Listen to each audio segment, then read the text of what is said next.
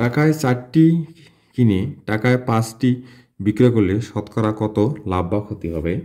তোমরা খেয়াল করো, এই রকম অঙ্কে যখন তোমাদের লাভ বা ক্ষতি হবে তোমরা কিছুই জানো না, যদি এই কথাটা লেখা থাকে লাভ বা ক্ষতি হবে, তখন আমরা একটা টেকনিক অবলম্বন করব, যেটা করলে আমরা সংক্ষিপ্ত সময়ে করতে পারবো।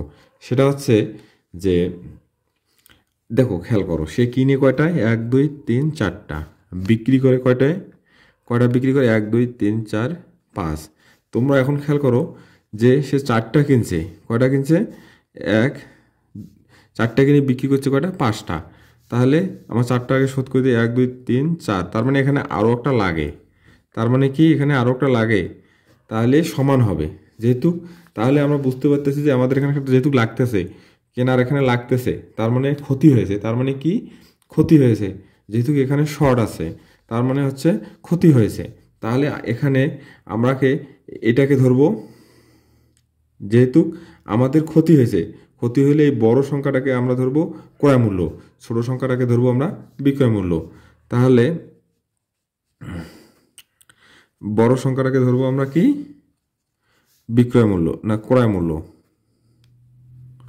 তাহলে ক্রয় মূল্য 5 টাকা আর বিক্রয় মূল্য 4 টাকা। তাহলে ক্ষতি হয় 1 টাকা। ক্ষতি হয় কত? 1 টাকা। এখন আমাদের ক্ষতি হয়েছে কয় টাকা? 1 টাকা। এই 1 টাকা যে ক্ষতি হয়, কয় টাকায় ক্ষতি হয়? আমাদের ক্রয় মূল্য ছিল কত?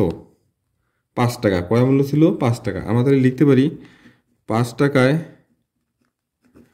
ক্ষতি হয় সমান সমান 1 টাকা। 1 টাকায় ক্ষতি হয় কম, কম হলে ভাগ। অতএব 100 টাকায় ক্ষতি হবে বেশি, বেশি হলে উপরে যাবে, নিচে 5। কত? 20 টাকা। কত টাকা? 20 টাকা। তাহলে উত্তর লেখার সময় উত্তর আমাদের পার্সেন্টেজ হয়েছে, উত্তর লাভ হয় কত? 20 টাকা। এটাই উত্তর আমাদের।